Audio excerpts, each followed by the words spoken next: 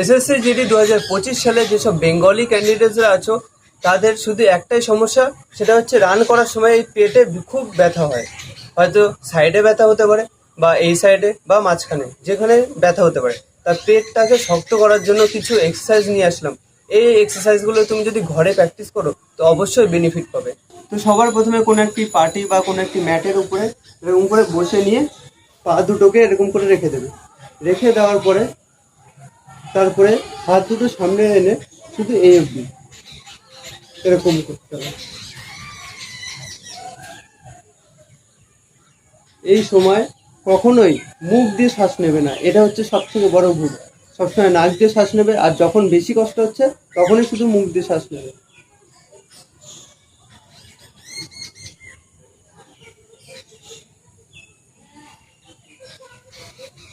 এরকম করে তোমরা 3টে সেট লাগাবে, আর প্রত্যেকটা সেটে 10 থেকে 12খানা র্যাপ লাগাবে, ব্যাস।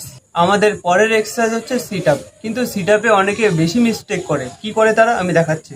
সবার প্রথমে আমরা এরকম করে শুয়ে পড়বো, যেরকম আগের মতন শুয়ে পড়েছিলাম সেরকম করে শোয়ার পরে জাস্ট হাতটা পুরো পিছনে না, জাস্ট হাতটা এই কানের এখানে এখানে নিয়েছে।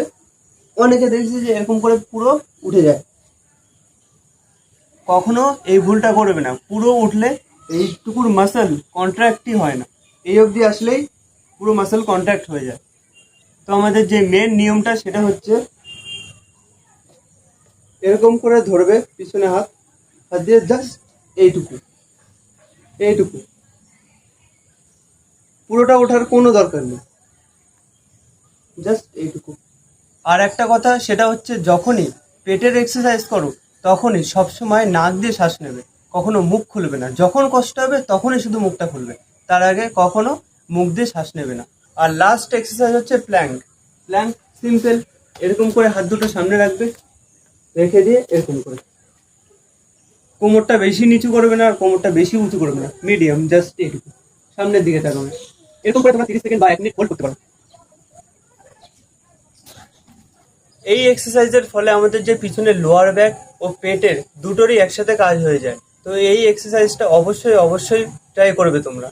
তো এই কটা এক্সারসাইজ যদি তুমি রেগুলার ফলো করো তো অবশ্যই অবশ্যই বেনিফিট পাবে। রান করার সময় যখন তোমার পেটে ব্যথা হয় সেখান থেকে অনেক মুক্তি পাবে।